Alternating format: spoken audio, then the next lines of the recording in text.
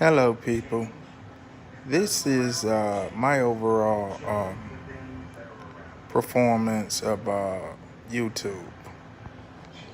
And my overall performance is this that my success have solely been made off of going off about home security. And that company is Vivint Smart Home. And my whole outlook on that is that yes, I do not like a company that will not remedy their problems, remedy the problems with their system when it's under contract, when it's under warranty, when there's a legal demand for service if you're going to charge me for service. But, you know, it's not about, you know, me picking on a company. It's not about me trying to tear down somebody's livelihood. If you believe in a company, just the way that some of you guys believe in Donald Trump, the way that some of you guys believe in Andrew Gillum, and you guys were willing to stand out there in the paint, in the rain, to try to get votes for these here people when it was time for elections. You were out there in the cold. You was out there in the heat. You were out there. Now, when somebody does me wrong, or somebody, well, actually, in this case, somebody does me wrong, you know, this taking away moments from my life, from leisure activities. And I can tell you this, it will do nothing but irritate me, make me mad,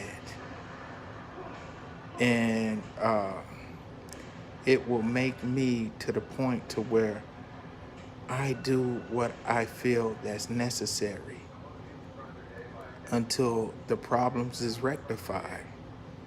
I've had a particular individual to tell me that,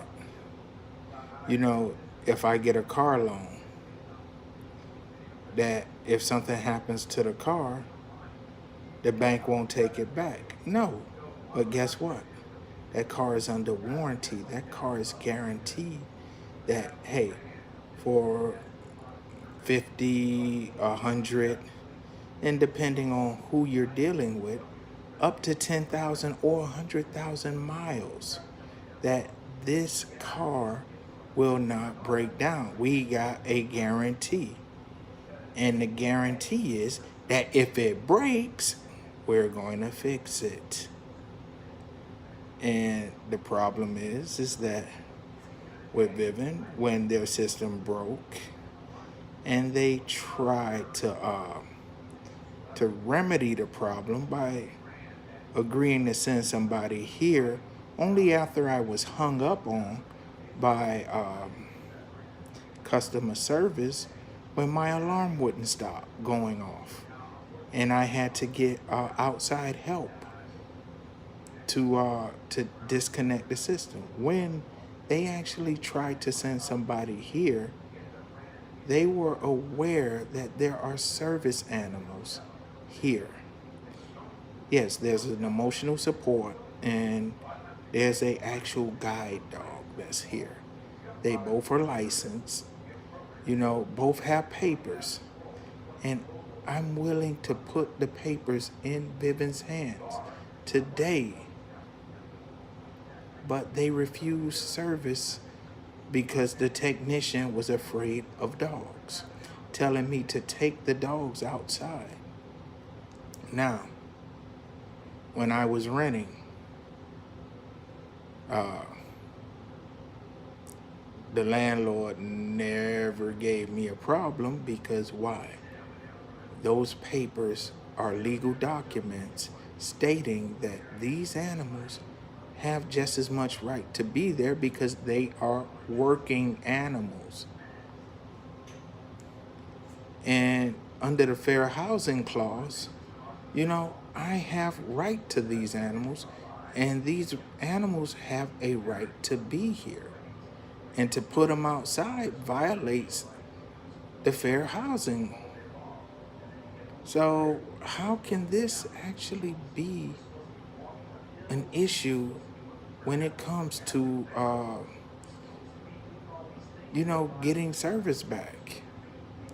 Personally, I've been without service since May. And right now is what? Is November. And guess what? Every month I still get a bill telling me I'm past due, I'm past due, I'm past due. All I want is a fair day in court. Because under the ADA, the service animals have a right to exist within the home. Uber has been fined for discrimination against service animals. So many other businesses have gotten such. And pretty much I'm waiting on Vivint to go ahead and begin the collection process. And so we can go ahead and begin the court process. I was told, not to worry about this. And I'm pretty sure that they really don't want to go to court. If they did, they would have long ago started the collection process. But if they so choose to, I love to see how this is going to end, because when we looking at the whole picture, I want you to think about this. Imagine this is your father that's in need of the guide dog, and somebody telling you that you got to take the guide dog out, but this is your father's literal sense of eyes, because this is how they get around. And I want you to think about that. Would you actually let that go, or would you raise high hell? Would you stop speaking about it? Would you allow this incident to be swept under the rug, or would you keep going until you seek a resolution? And that's my whole point. I would like a resolution, because this has gone on far too long, and all I want is out of contract, because the system has been failing. And when the system really, really, really failed, they refused to fix it, because that the technician was afraid of dogs. So if they're afraid of dogs, why didn't you send another technician instead of just saying that we blatantly refused? From that point, it's time to start thinking about maybe getting another security system before something else happens in my neighborhood. And true, I don't live in the best of neighborhoods. But I want to ask you this. Just not living in the best of neighborhoods, but having to take care of someone that's blind with other medical issues, having to pay almost $2,500 a month to to a home care staffing company, having to pay a mortgage, auto insurance, lights, water, keep food in the house. You know, that's expensive, and that gets into the thousands, not just, well, this is like 500, 600, 700, 1,000, 2,000. We're talking thousands. And, you know, all I want is to be somebody that don't have these here types of problems with a company. I would stop. I would remove every single post right now if we would come to a resolution between Vivint Smart Home and myself. But I seriously doubt that Vivint Smart Home would be willing to personally settle, because I believe that they want their day in court, so where that they can decide whether they can discriminate against people with disabilities, which so far they have, when asking them to put a touch panel, put up a panel in with buttons so that my father and the other homeowner can use it, which both are blind. So here it is.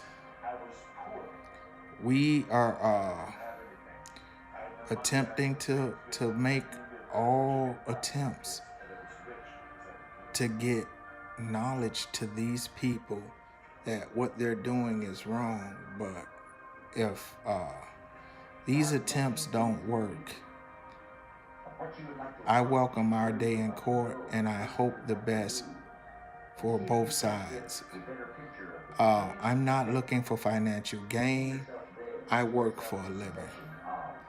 And to sit here and say, oh, I'm gonna sue you and try to get every penny I can. I want your company to go bankrupt. That's not me.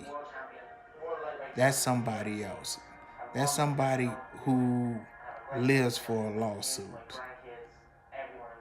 I have not sued a single person for money. Not one. I have went after people for sub housing conditions. I have went after people for not allowing disabled people to come in, to be able to have access to dwelling, but never once have I received a single dime. And it's not because I don't want it. It's not because,